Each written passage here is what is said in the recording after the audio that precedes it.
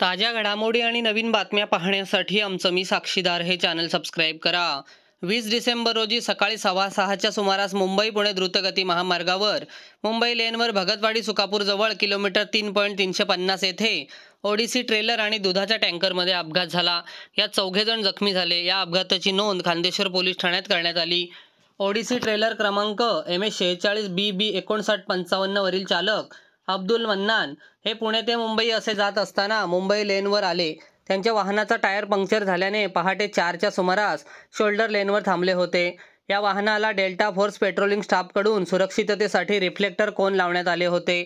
सकाळी 6:15च्या सुमारास पुणे बाजूकडे मुंबईकडे तिसऱ्या लेनने जाणारा दूध टँकर क्रमांक MS10DT 9888 वरील चालक सागर खोत राहणार सांगली यांना शोल्डर लेनच्या थोडा बाहेर थांबलेला ट्रेलर अचानक दिसला. त्यांचा वाहनावरील ताबा सुटून टँकर थांबलेल्या ट्रेलरला पाठीमागून जोरात धडकून अपघात झाला. या अपघातात चालक सागर राजाराम खोत याच्या तोंडाला दुखापत झाली. टँकरमधील रणजित रवींद्र सूर्यवंशी राहणार सुरेगाव सांगली याच्या हाताला व तोंडाला किरकोळ दुखापत झाली. शिवतेज पाटील राहणार सुरेगाव सांगली याच्या डोक्याला गंभीर दुखापत तर अवधूत बाबूराव सव्वाशे यांच्या पायाला गंभीर दुखापत झाली.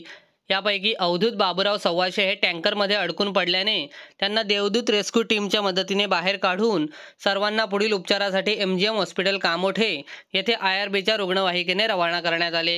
या अपघातात दोन्ही वाहनांचे नुकसान झाले आहे. अपघाता ठिकाणी महामार्ग police, Palaspe मोबाईलवरील staff, Khandeshwar police ठाणेकडील महिला पोलीस उपनिरीक्षक आणि स्टाफ व IRB स्टाफ हजर होते.